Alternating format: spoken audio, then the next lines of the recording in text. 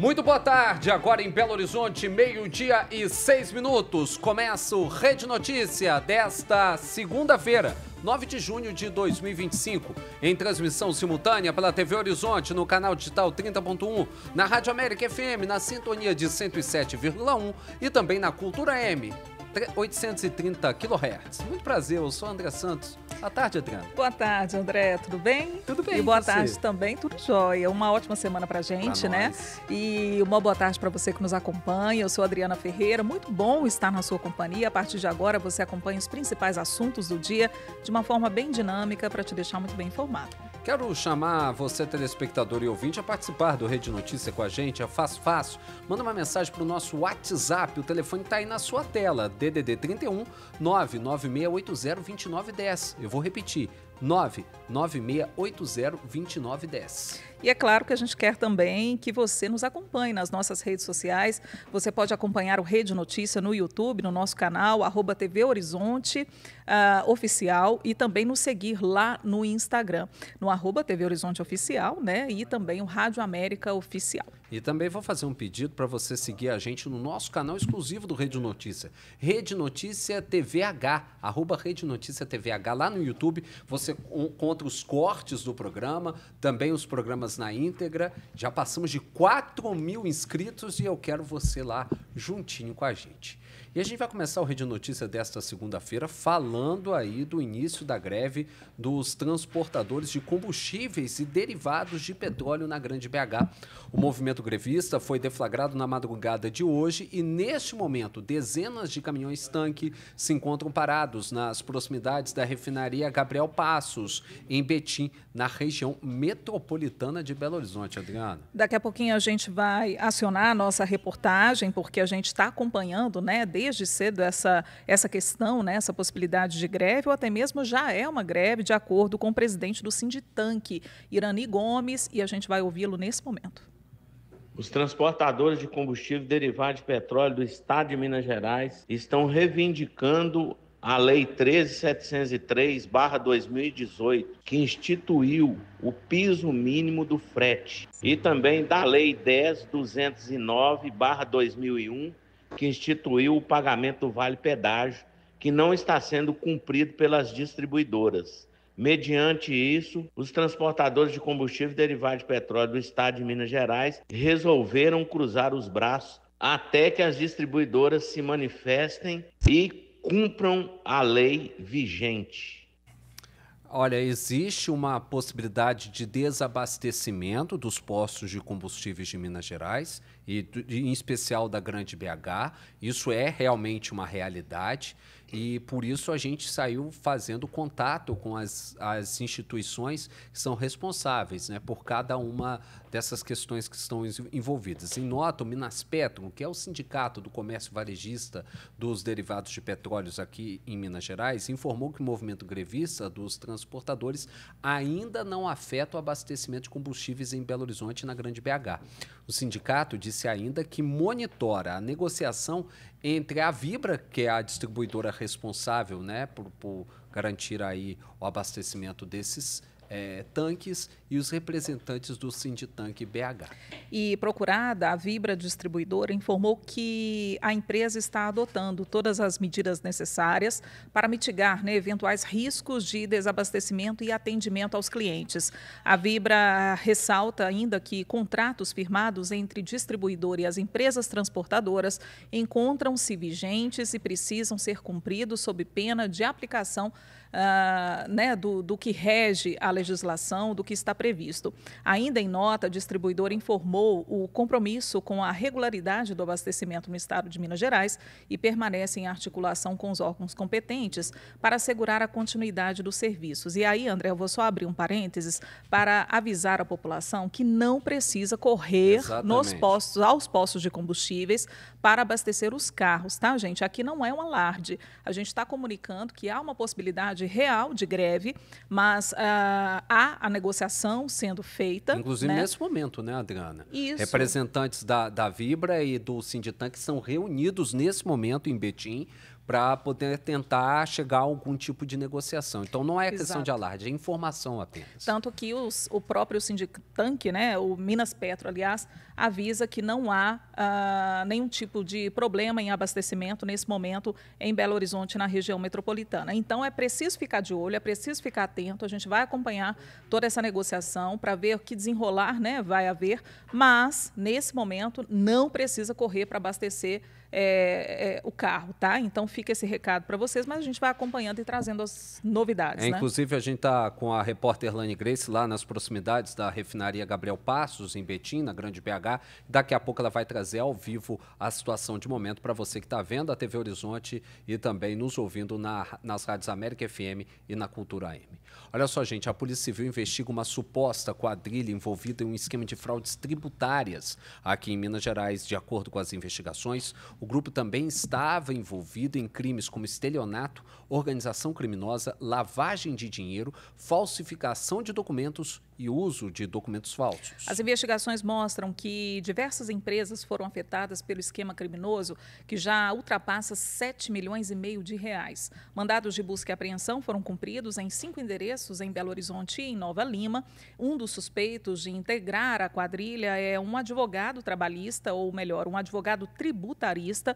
A polícia apreendeu carros de luxo, aparelhos eletrônicos e teve autorização da Justiça para sequestro de bens que teriam sido adquiridos pelos investigados por meio desse esquema criminoso. Vamos conversar ao vivo agora com o repórter Giovanni Rodrigues, que acompanhou uma entrevista coletiva da Polícia Civil para poder dar mais detalhes sobre esse caso. Giovanni, conta aí o que a polícia conseguiu descobrir em relação a esse caso e de como funcionava esse esquema de fraudes tributárias. Muito boa tarde. Muito boa tarde, André. Boa tarde, Adriana. Isso mesmo, olha só, esse advogado, né, e a sua equipe, como é que eles agiam? Eles visitavam as empresas e ofereciam para esses empresários pagarem menos impostos e, com isso, ele simulava créditos que não existiam, e era aí usar documentos falsos, boletos, decisões judiciais falsas.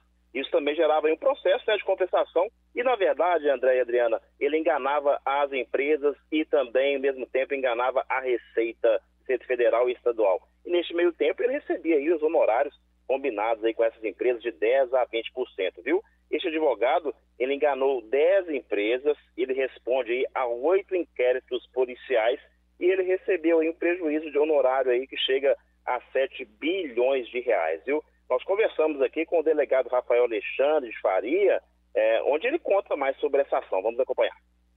Ele enganava a empresa acreditava que efetivamente tinha reduzido a carga tributária. E com base nisso ele ia cobrando honorários, entre 10% e 20% sobre esse valor que supostamente teria sido reduzido.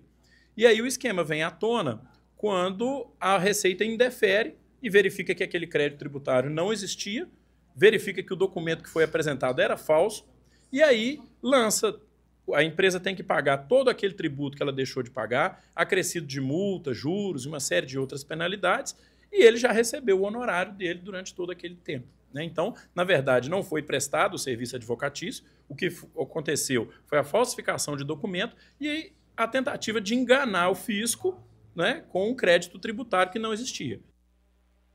Então, André e Adriana, só para reforçar, olha, imóveis em altos valores financeiros estão sendo investigados, em Contagem, Betim, Itaúna, 2 apartamentos em Brasília, total aí de mais de 13 bilhões de reais. A Polícia Civil já tem várias provas, a investigação permanece. Esse advogado, ele não está preso, né? E aí fica a dica, né, pessoal? Contratar um profissional aí, né, de confiança e, claro, ficar atento também às respostas desse advogado, que por acaso aí, né, quem está nos acompanhando, se for contratar, realmente ficar atento a essas respostas. É com vocês aí nos estúdios. Obrigado, Giovanni. Que situação, hein? Malandro, quando quer fazer malandragem, arruma jeito de qualquer forma, né, Adriana? Com certeza, né? E é preciso realmente ficar atento, mas é difícil, né? Porque é um advogado tributarista, né? Imagino que as pessoas, suspeita, né? contratando um advogado, espera, né, que ele seja uma pessoa idônea, Mas o que o Giovanni traz para a gente é importante, antes de você consultar, né, antes de você contratar um serviço de advocacia, que você procure, né, ver se eles são realmente, ou se a pessoa é registrada na OAB, se tem algum passado, joga o suspeito, né, faz uma busca ali com o nome da pessoa para ver se tem alguma coisa suspeita, né, pelo menos para tentar se resguardar, se é que é possível. Né? É verdade. E o incêndio de grande proporção atingiu 38 carros no pátio de veículos em Sabará na madrugada desta segunda-feira. De acordo com o Corpo de Bombeiros, a corporação foi acionada por volta de 1h22 dessa madrugada para atender a ocorrência na Avenida Alberto Charle, no número 1094, no bairro Paciência. O grande incêndio foi controlado por volta das 5 da manhã de hoje por equipes dos municípios de Belo Horizonte, Vespasiano e Sabará. Ao todo foram utilizados 20 mil litros de água. Foi necessário o corte de energia no local por parte da CEMIG para evitar novos acidentes. Graças a Deus não houve vítima no incêndio, mas foi solicitada a presença da perícia da Polícia Militar para apurar se esse incêndio foi criminoso. Agora a gente fala sobre a greve dos profissionais da educação de Belo Horizonte, que ela ainda permanece e com atividades, né, cronogramas de atos e protestos por parte dos servidores. De acordo com o Sindirrede BH, a greve atinge, nesse momento, pelo menos 70% das 324 escolas da rede municipal de Belo Horizonte. Está programada manifestação nesta terça-feira em frente à Secretaria de Planejamento do município, ali no bairro Santo Antônio. Na quarta pela manhã vai haver uma nova Assembleia dos Profissionais da Educação na Praça da Estação, na região central. O movimento grevista reivindica um reajuste de 6,27%, é como se fosse uma equiparação, né, salarial. O município enviou uma proposta de 2,49% de reajuste nos salários e um aumento do ticket alimentação para R$ 60, mas essa proposta não atende à categoria. Vamos falar um pouquinho sobre vacinação. Belo Horizonte está ampliando os locais de vacinação contra a Covid-19 com aplicação direcionada para o público prioritário. Letícia Bessa é quem conta para a gente. A Prefeitura de Belo Horizonte retoma nesta segunda-feira a vacinação contra a Covid-19 para o público prioritário com 12 anos ou mais. A Secretaria Municipal de Saúde recebeu mais de 63 mil doses de vacina contra a Covid e, com isso, amplia os locais de aplicação para esse público. O imunizante pode ser encontrado a partir desta segunda nos 153 centros de saúde da capital, além do serviço de atenção à saúde do viajante.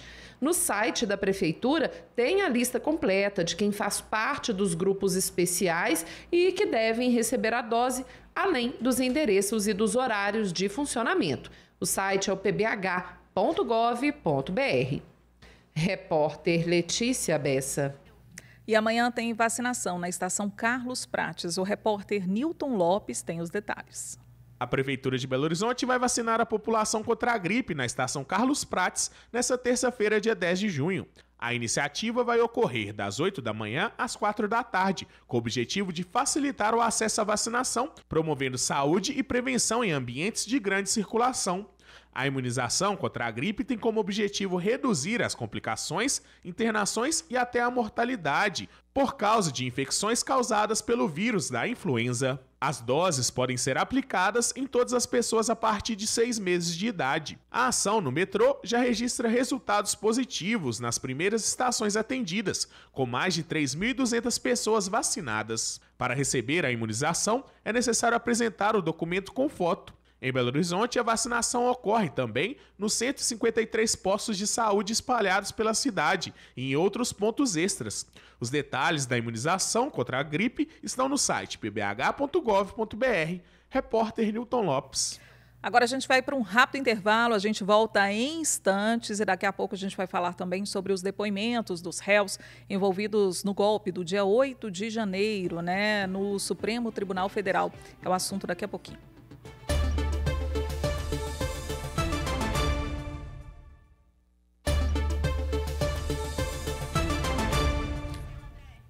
Voltamos com Rede Notícia em transmissão simultânea pela TV Horizonte no canal digital 30.1 e também para você que nos ouve na América FM nos 107,1 e na Cultura AM nos 830 kHz. A gente começou o programa de hoje falando sobre a a paralisação nos serviços dos transportadores de combustíveis em Minas Gerais. Vamos ao vivo agora a Betim, na região metropolitana, nas proximidades da refinaria Gabriel Passos. Por lá está a nossa repórter Erlane Grace, que traz mais detalhes sobre esse movimento de paralisação que pode trazer transtornos à população de BH e da Grande BH. Muito boa tarde, Erlane. Boa tarde, André, Adriana, e a todos que acompanham Rede Notícia. Então, André, há risco, inclusive, de desabastecimento nos postos e também nos aeroportos de Minas Gerais por causa dessa paralisação que começou ontem à noite. Está aqui ao meu lado o Laurimar Matar Pereira. Ele é representante dos caminhoneiros e também qual que é o seu cargo lá? Vice-presidente do Sinditank, Sindicato de Transportadores das Empresas de Transporte de Combustível e Derivados do Estado de Minas Gerais. Então, André, nossa equipe chegou aqui agora e já pegamos o Laurimar para conversar conosco. Laurimar, já começo perguntando o que motivou essa paralisação. Bom, os transportadores contratados pela Vibra, já de um tempo, estamos aí tentando, né, o diálogo para nossas demandas, que trata-se da questão do piso mínimo de frete, que é uma lei que está em vigor desde 2018, e também a questão do pedágio, uma vez que o pedágio, por obrigação do embarcador, a Vibra Distribuidora ela tem pagado apenas, vamos dizer no dito popular, uma perna da viagem. Então, se um caminhão se desloca aqui para fazer um determinado retirada de um produto numa usina, como um álcool ou um biodiesel, esse pedágio ele tem que ser pago a ida e a vinda, e ele está sendo pago só o período que o veículo está carregado. Razão pela qual, depois de inúmeras tentativas, se esgotaram, não nos restou outra alternativa a não ser a paralisação. Tem cerca de quantos caminhões parados aqui agora? Nossa equipe chegou nesse momento, já deparou com essa infinidade aqui. O senhor tem ideia de quantos já estão? Nós temos aí cerca hoje, não só aqui, os que estão aqui, mas também nas dependências das empresas, com cerca de 500 a 600 caminhões parados até o momento. E houve tentativa de negociação? Sim, essa parte ela é feita no Rio de Janeiro, no escritório central da Vibra. Aqui é apenas a parte operacional. O nosso presidente, Irani, já está em contato com eles e juntamente com os nossos transportadores também, para a gente tentar chegar em um denominador comum para que a sociedade não fique prejudicada. Sim, eu iniciei falando que há riscos de desabastecimento nos postos e também nos aeroportos. O senhor confirma essa informação? Sim, a Vibra ela é detentora do maior volume de vendas, principalmente querosene de aviação, além também de ser a maior rede de postos de gasolina no Brasil. E o que precisa acontecer agora para os caminhoneiros voltarem a rodar? Olha, o que nós estamos querendo é só que se cumpra a lei em vigência, tanto para a questão do piso mínimo do frete, como também para a questão do pagamento dos pedágios, que está sendo feito de forma irregular. E isso onera muito ao transportador, que já está passando por inúmeras dificuldades, o setor pede socorro. Então, depois de inúmeras tentativas de negociação, não foi possível. Nós esperamos que agora, diante dessa paralisação, que a gente chegue aí a um denominador comum, que fique bom para as duas partes e as operações voltem ao normal o mais breve possível. Ok, e se isso não se cumprir, a partir de quando a população começa a sentir os impactos? Eu acredito, a questão de aeroportos, eu acredito que hoje, já no final da tarde, talvez já começa a sentir esse desabastecimento.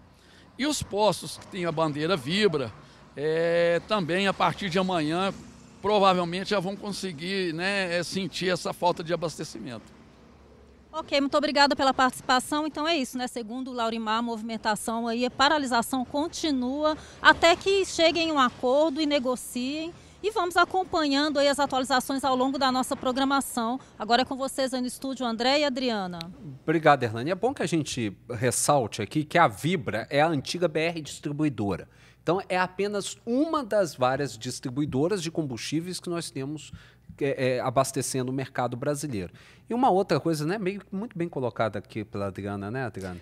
André, a gente conversava aqui nos bastidores também, porque o Sinditank, ele é um sindicato que representa parte da categoria, não é toda a categoria. Então, a gente percebe, né, que o Sinditank é um porta-voz e está fazendo essa negociação, mas ele não representa toda a categoria dos caminhoneiros, porque há movimentos distintos. Então, há alguns caminhoneiros que não se sentem representados também pelo Sinditank. Então, é bom a gente fazer essa ponderação, até para a gente ter, né, uma realidade do que é afetado hoje por essa paralisação, porque não são todos os caminhoneiros que estão parados. Então, são caminhoneiros que se sentem representados pelo Sinditank. Mas é uma quantidade muito significativa. 500 caminhões, né? É muito significativo. E a gente percebe, inclusive, apoio, né, de caminhões que estão rodando. A gente viu na própria entrada da Irlane, né, os caminhoneiros buzinando, né, fazendo apoio ao movimento grevista. Então, é importante que a gente acompanhe com cuidado e veja, né, que tipo de resultado vai sair dessa mesa de negociação que está sendo realizada nesse momento. E é bom que a gente fique de olho justamente para evitar aquela correria no posto de gasolina que é desnecessária nesse momento. Não faça isso não, porque gasolina caiu de preço. Se a galera começar a pendurar, meu filho, para começar a aumentar, pouco custa. Tá se já não aumentou, tá, André? Eu desafio, eu tenho certeza que em algum posto de gasolina a gente já é possível ver a gasolina aumentada, porque quando é para aumentar, é só uma pequena, é só um boato aparecer para que esses preços realmente aumentem. Olha só, hoje começa os interrogatórios do famoso núcleo duro, né, da trama golpista do dia 8 de janeiro. O Supremo Tribunal Federal vai ouvir hoje o ex-ajudante de ordens do ex-presidente Jair Bolsonaro, Mauro Cid. Em seguida, os demais réus que fazem parte do núcleo 1, também chamado de núcleo crucial, seguindo a ordem alfabética, vão ser ouvidos até o dia 13 de junho. Os depoimentos estão marcados, né, para as 2h da tarde, inclusive vão ser transmitidos pela TV Justiça. E durante as oitivas, o Procurador-Geral da República, Paulo Gonet, e as defesas dos demais acusados poderão fazer perguntas aos acusados. O único réu que vai depor por videoconferência é o general Braga Neto, né, que está preso desde dezembro do ano passado, sob a acusação de obstruir a investigação sobre a tentativa de golpe e também obter detalhes da delação de Mauro Cid. Gente, vamos ouvir o que tem dessa história como um todo aí, né? E tá se esperando muito esse embate, né? Alexandre de Moraes e Bolsonaro, um do lado do outro. Até me lembra muito bem quando teve essa expectativa de Sérgio Moro e Lula, né? Bem parecida essa mesma questão. O ex-presidente Jair Bolsonaro vai ser o 6º a ser ouvido, né? São 8 réus, inclusive o ex-presidente Jair Bolsonaro, mais 7. Ele vai ser o 6º, né? De acordo com a ordem alfabética, é o 6º a depor, e aí fica, né, como uma programação para de tarde, porque realmente virou, todo mundo quer saber, né, o desdobramento desse caso. Agora em Belo Horizonte, 12h32, a gente vai para um rápido intervalo e na volta a gente recebe aqui nos estúdios da Rede Catedral o vereador Irlan Melo, de Belo Horizonte. A gente vai falar sobre a municipalização do anel rodoviário, sobre as questões da mobilidade urbana e o avanço do projeto Tarifa Zero na Câmara de BH. E depois do intervalo.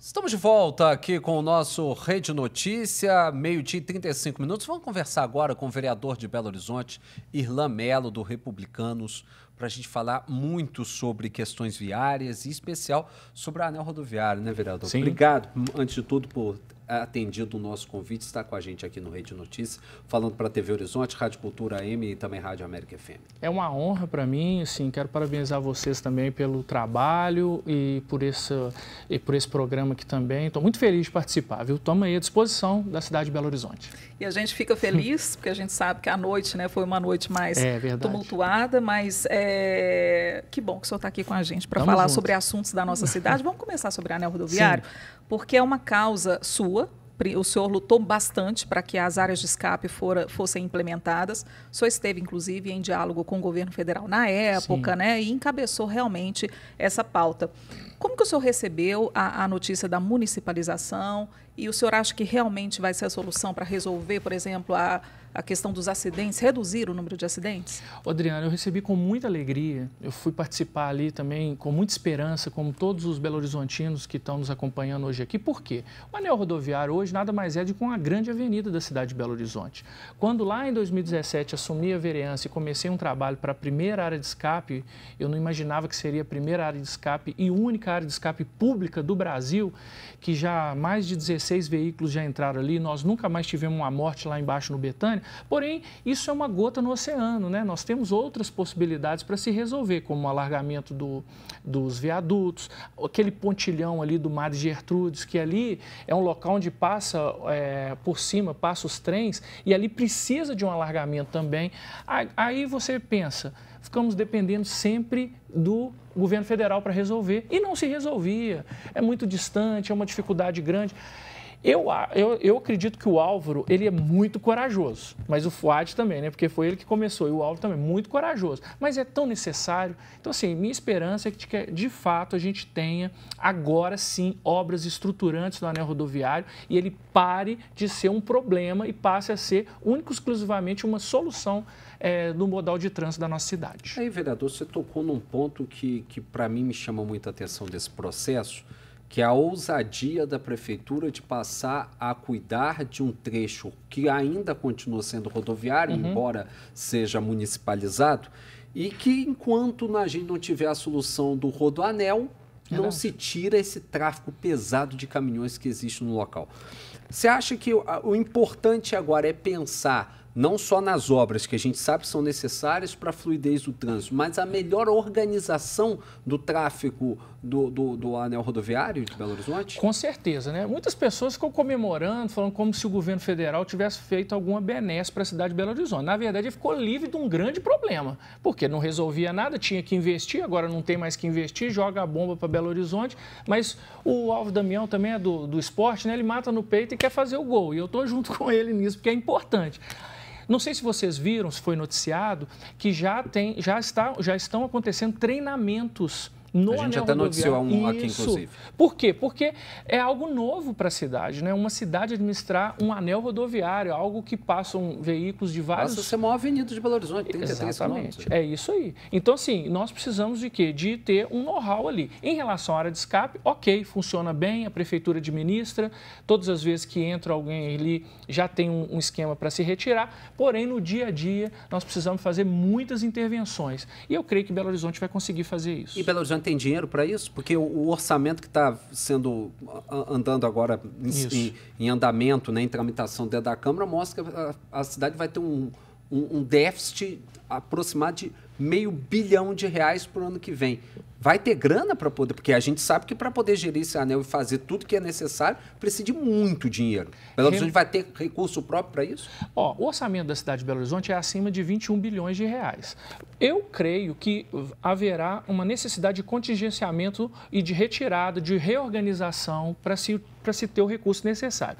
A pergunta é, existe recurso para isso? A resposta é sim. Existe recurso para isso. Agora, precisa ser direcionado da forma correta. Nós, vereadores, a partir desse momento, podemos ajudar também com as emendas impositivas. Nós podemos colocar agora recursos para específicas áreas do anel rodoviário no intuito de ajudar a prefeitura a fazer as obras estruturantes que são necessárias. A área de escape, por exemplo, precisa de mais áreas de escape? Em quais pontos? Adriana, eu quero muito a segunda área de escape. O projeto inicial, ele previa 3 áreas de escape. A primeira, onde ela está. Inclusive, a gente apanhou muito porque eles diziam que estava no lugar errado. E eu sempre disse, eu não sou engenheiro, eu sou advogado e estou vereador. Então, eu percebo que ali foi acertado, porque não se teve mais acidentes lá embaixo. próximo da entrada do Betânia, próximo ali daquela entrada do Palmeiras, onde tem o pátio do Detran, ali também tem uma prevista para ali. Eu acredito que se nós fizermos essa segunda área de escape, a gente fica livre do problema definitivamente do risco de caminhões desgovernados entrarem ali. Às vezes as pessoas não têm noção da topografia. Quem é fora de Belo Horizonte não sabe que tem essa descida tão grande desde lá de cima do Jardim Canadá. Então, eu estou trabalhando... Até antes, né? Se a gente for para pensar lá, desde o pedaço lá do antigo viaduto das Almas, você vem descendo o tempo inteiro. Perfeitamente. E aí a lona vai só esquentando e depois não funciona mais. E aí, de repente, acontecem os acidentes. Então, assim, eu quero muito a segunda área de escape, estou trabalhando por isso. Inclusive, eu entrevistei o Álvaro Damião no dia lá da municipalização e ele disse para mim que vai fazer a segunda área de escape.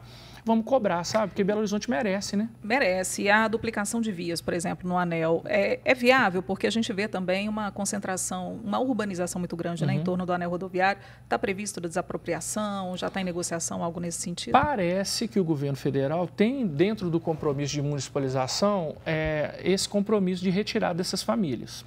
Veremos se isso vai acontecer ou não. Agora, o que a gente precisa mesmo é tornar o anel rodoviário viável, de fato, assim, que ele possa ser um local de fluidez do trânsito e não um local de paralisação constante do trânsito. É possível, mas tem que ter um negócio que eu aprendi nesses anos de política chamado vontade política. Se tem vontade, meu amigo, resolve tudo. Tudo você consegue resolver, mas tem que ter vontade política. E eu estou crendo que tem. Aí eu vou fazer de uma advogada diabo aqui. Pelo amor de Deus, vereador. Aquela passarela do São Francisco, aquilo é um sinônimo claro da falta de vontade política que se passou durante esse tempo inteiro de ter uma estrutura que era provisória, que virou permanente desde 2012. Talvez seja uma das coisas melhores para poder já fazer. Tá dando alguma coisa certa aqui, não? Você imagina o cenário de um lado... o anúncio da municipalização, que foi feito exatamente onde tem a passarela. Inclusive, eu parei o carro do outro lado. Caos no trânsito. Causou um caos no trânsito. Foi, né? Mas é para um bom... Dá para botar uma emenda positiva? Dá para botar uma emenda positiva para poder fazer a passarela definitiva lá? Dá para se fazer isso se juntarmos os vereadores, até porque os valores das emendas impositivas dos vereadores não são tão altos assim. É uma boa ideia. Mas é uma excelente ideia. Já vou anotar no caderninho aqui das tarefas. Eu vou pedir mesmo, porque eu acho que dali é uma coisa realmente inaceitável quando a gente pensa em termos de pensar na condição de gestão de um patrimônio público, aquela situação acontecer daquela forma. Com certeza. Vamos rapidinho para o intervalo. Na volta, a gente continua conversando aqui com o Irlan Mello. Vamos falar um pouco mais de mobilidade e de educação no Rede Notícias. Depois do intervalo.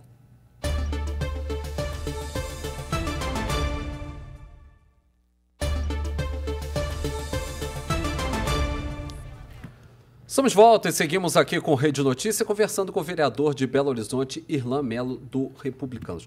Vereador, vamos falar sobre ainda outra questão de mobilidade. Você disse que estavam colhendo o abaixo-assinado lá para poder tentar resolver a questão do pontilhão do Madre Gertrudes ainda no anel rodoviário, Sim. Não é isso? Veja bem, o Madre Gertrudes tem um pontilhão e o Metrô BH, que é a concessionária que assumiu ali, diz que não tem nenhuma responsabilidade sobre aquele ponto. Eu tive uma audiência pública e vou ter outra sobre isso. Quem que é mais prejudicado? Os moradores. Então, nós estamos fazendo um abaixo-assinado para tentar buscar o apoio popular para que a gente resolva o quanto antes isso. Então, vamos trabalhar na política, mas também vamos trabalhar com o controle social. Ainda falando sobre mobilidade, e aí eu vou tocar no assunto da tarifa zero, Sim. que é um projeto que está caminhando bem lá na Câmara. É possível? É viável? Adriano, nós temos dezenas de vereadores que assinam esse projeto. Eu sou um dos que assinam esse projeto. Qual que é a ideia? A ideia é o seguinte, é você tentar viabilizar formas de se obter realmente a tarifa zero na cidade. Já que nós partimos para essa situação do subsídio, não é? Então, por quê? Porque o contrato atual não previa isso. Foi aprovada uma lei para que se fizesse dessa forma. Eu sempre fui favorável que a gente renegociasse o contrato, mas já que a população, a política, né, decidiu dessa forma, então é viável, é possível, precisa de uma organização, mas isso já acontece em outras cidades do Brasil. Então, Belo Horizonte, salvo engano, pode ser a primeira capital Então, sim, é algo que está sendo trabalhado, tá? Nós estamos indo nas comissões, devagar, mas nós vamos chegar lá. E já que o senhor citou, só um minutinho, André, claro, só para complementar o assunto, já que o senhor falou na questão do contrato de ônibus, o senhor está otimista? Há alguma expectativa boa, né, que esse contrato seja revisto e um contrato bom seja refeito? Seja feito? Na verdade, tem muitas pessoas trabalhando por esse caso. O que eu digo para vocês? Existe um lobby muito forte das empresas de ônibus para manter o monopólio que elas têm. Mas a gente sabe que se você abre o monopólio, você tem concorrência, que nós não temos hoje. Na concorrência, a gente pode conseguir preços melhores e também um serviço de melhor qualidade. Eu tenho a expectativa que isso aconteça. Nós estamos falando de um contrato que vence em abril de 28. Nós estamos em junho de 25. Tem 3 anos ainda para se discutir isso. O senhor falou que o prefeito coloca a bola no peito e chuta para o gol, né? Isso aí. Ele toma a responsabilidade e ele está a fim de jogar. Em relação a esse tema também? Com certeza. Existe uma comissão específica na Câmara que está trabalhando essa temática e o Álvaro está tendo reuniões constantes. Eu mesmo estou tendo reuniões com o presidente da Sumob para tratar especificamente do suplementar. Nós não podemos abrir mão do suplementar na cidade de Belo Horizonte. O suplementar vai em vilas e favelas. O suplementar, ele chega em lugares onde o convencional não consegue chegar. Ele atende pessoas não como passageiros, mas muitas vezes como clientes, porque são pessoas que constantemente utilizam esse serviço. Então, eu estou trabalhando muito essa temática para o suplementar ser de fato valorizado. Para vocês terem uma ideia, André e Adriana, quase 10% das linhas de ônibus da capital são dos suplementares. Dá para aumentar isso? Dá para aumentar, mas pelo menos que eles sejam valorizados, né? Por quê? Porque se você aumenta, você diminui também o número de pessoas que ficam em pé. Tem horários que o suplementar está super lotado e é um ônibus menor. E eles não entraram naquela dinâmica do subsídio. Eles entraram, mas o percentual pequeno, ridículo. Né? Ridículo. Eu até consegui aprovar uma emenda de 10%, porque eles têm quase 10% das linhas. Mas nem isso tinha, né? Na previsão inicial não tinha isso. Né? E aí, no final, hoje está em torno de 4%, 3%. É um valor muito baixo para o serviço que eles prestam. Agora, você falou que o prefeito mata no peito, sai jogando e por aí vai. Porque ele é do esporte, não, né? Sim, realmente a expectativa que a gente quer é justamente que ele mate no peito e saia jogando mesmo. Sim. Então, torcer a favor, que se o prefeito tiver uma boa gestão, Belo Horizonte está indo bem. Você acredita em relação ao tarifa zero? Porque existe hoje um movimento, parece que a adesão vem crescendo dentro da Câmara, algumas pessoas já falam em 22 vereadores apoiando a medida dos 41. E se aprova, você acha que o prefeito sanciona? Eu até dou um passo atrás no que você está falando. Só aprova se o prefeito for a favor. Então tem que buscar essa negociação. Sim, é isso hoje que é o grande trabalho. Com certeza. Por quê? Porque o prefeito hoje tem uma base confortável. Então, ele só vai para frente esse projeto se nós tivermos a prefeitura junto com os autores. Hoje a grande pergunta e o grande ponto de interrogação é de onde virá o dinheiro para poder bancar essa gratuidade total no sistema. Gratuidade total também deve fazer com que o número de usuários seja aumentado, né, Irlan? E aí você tem que ter algum tipo de contrapartida para que as empresas de ônibus dão conta desse volume maior de pessoas circulando, né? Perfeitamente, é isso que está sendo discutido. O projeto ainda não está pronto para o primeiro turno. Já existem várias emendas com vários apontamentos como esse que você está falando aí, de onde virá o recurso. Então, eu creio que a pergunta é, Belo Horizonte está preparada para ter tarifa zero? Essa é a pergunta. Na tua opinião? Na minha opinião, não. Por quê? Porque ainda não se amadureceu essa ideia, mas está caminhando para isso. Então, assim, se é possível, é possível. É viável? É viável, só que a gente não pode jogar a conta única e exclusivamente no empresário. A gente precisa trabalhar isso, é o que a gente está tentando conversar e dialogar em relação a esse projeto. Vereador, o senhor faz parte da Comissão de Educação Sim. na Câmara e a gente está, nesse momento, presenciando uma greve dos servidores da educação aqui da capital mineira, reivindicando reajustes, equiparação salarial, melhores condições, contratação de mais profissionais. A Prefeitura ofereceu uma contraproposta, fez uma proposta que não atendeu a categoria. É possível chegar a um acordo? Como que o senhor está vendo esse movimento? Porque são muitas escolas prejudicadas, né? Então, vamos partir por aí, né? Infelizmente, são muitos pais, mães e alunos prejudicados. Por outro lado, você tem uma classe trabalhadora que também merece ser contemplada. A questão é que nós temos um bolo para ser dividido por todos a cidade, né? E o valor é finito. Então, é necessário que se organize isso. O que eu vejo na prefeitura hoje, e a nova secretária, a Natália Araújo, ela tem uma mesa de negociação permanente para se buscar o quê? Qual que é a melhor maneira de se atender ao pleito, mas sem prejudicar do outro lado. Infelizmente, em Belo Horizonte, Adriana e André, nós tivemos uma sucessão de vários secretários de saúde, perdão, de secretário de educação. A pasta ficou desfalcada. Como que você consegue organizar? Um deles com suspeita de envolvimento em esquema de corrupção terrível. Né? O que eu posso dizer é que todos os que passaram, que eu tive acesso e conversei, todos eram bem intencionados. Mas a questão é a seguinte, só de boa intenção não adianta. Você precisa fazer com que o trabalho aconteça. E aí, de repente, corta. Aí, de novo, então, a Natália, por exemplo, ela acabou de anunciar uma parceria que nós fizemos, nós temos o bairro Havaí, dentro do bairro Havaí tem um conjunto Estrela d'Alva, muitos conhecem, aqueles predinhos de tijolinho vermelho e tal, nós tínhamos uma área ali que agora está sendo construída uma EMEI, nós vamos aumentar essa EMEI, vai ser a maior EMEI de Belo Horizonte, a EMEI Estrela d'Alva, o CAC Havaí. Então, assim, ela está com boas intenções, mas a minha dúvida nessa conversa é o seguinte, está se politizando o assunto?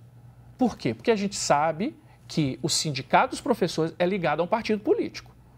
A pergunta é, realmente nós queremos chegar num acordo ou isso é uma plataforma para se conseguir ganho político? É uma dúvida razoável de se saber. Então, sabendo-se dessa forma, que realmente é uma questão para a população e para os professores, eu acho que eles vão entrar no meio termo, até porque a Natália é uma pessoa muito razoável. Para a gente fechar, você falou sobre EMEI e tudo, uma das reivindicações do próprio movimento grevista é a questão dos auxiliares, dos professores de auxílio ali nas EMEIs, sim, que são necessários, porque a gente tem a demanda dos alunos que têm essas necessidades. Como suprir isso? Eles pedem por concurso público. Dá para fazer isso ou dá para fazer de outra forma? Então, é outro ponto também. Por quê? Por exemplo, nessa área, é uma área que eu falo com tranquilidade, que eu sou autor da Lei Municipal de Inclusão, que pegou toda a legislação de Belo Horizonte da pessoa com deficiência e juntou numa única lei para facilitar, né, a fruição dos direitos. Sou autor da Política Pública para Doenças Raras na cidade de Belo Horizonte. Quando eu vou num local de educação, a primeira coisa que eu olho é a acessibilidade, é questão de elevador, olho tudo isso. E é necessário, sim, um profissional de apoio. Agora, aí eu pergunto, querem aumentar o salário? Nós temos um bolo. Será que é só através de concurso público? Porque hoje, como é que é feito? Através da MGS. A MGS, ela que fornece o profissional de apoio. Eu acredito que está sendo buscado um aumento, um incremento do número de profissionais de apoio, porque é necessário, não tem outro jeito, né? Só que isso demanda tempo. A gente teve, infelizmente, um fracionamento na Secretaria de Educação e que está sendo retomado agora. Quando a Ângela Dalben era secretária, a Natália era subsecretária e ela estava trabalhando nesse sentido. Então, eu estou com muita expectativa, uma expectativa favorável que essas coisas se resolvam. Não acho que é por meio de concurso público. Até porque, gente, quanto tempo demora um concurso público? E a necessidade é urgente. Não tem jeito, né? Então, vamos trabalhar por isso. A gente espera, tá? Em outras oportunidades para a gente comentar mais sobre o assunto, porque aqui, assim como o orçamento da prefeitura é finito, nosso tempo também, vereador. E ele passa voando, viu? Verdade. Mas muito obrigado pela presença, tá? Eu agradeço a oportunidade, assim, faço votos que o programa seja um sucesso, conte comigo e nós estamos ali para servir a cidade de Belo Horizonte. Um abraço a todos aí que estão nos acompanhando e vamos torcer para o anel rodoviário realmente ser a melhor avenida da cidade de Belo Horizonte e sem acidentes. É o que a gente espera. Termina aqui o nosso Rede Notícia. Agradecendo você que está acompanhando a gente, nos assistindo pela TV Horizonte, nos ouvindo na América FM, na Cultura M. E vou te pedir, não esqueça de acompanhar nossas redes sociais. Instagram, tá lá, TV Horizonte Oficial. E também no nosso canal no YouTube, dá lá, segue a gente, Rede Horizonte TVH. O Rede Notícia também está no YouTube. Se você perdeu algum ponto, né, do jornal, você pode rever todo o nosso programa, inclusive cortes das nossas entrevistas. Se inscreva lá no nosso canal, no canal da TV Horizonte. E agora você fica com Bola na Rede, com Júnior Brasil, repercutindo todas as novidades do mundo da bola. Até mais. Segue a gente lá no YouTube, Rede Notícia TVH. Amanhã a gente tá de volta ao meio-dia. Fique com Deus. Boa segunda-feira.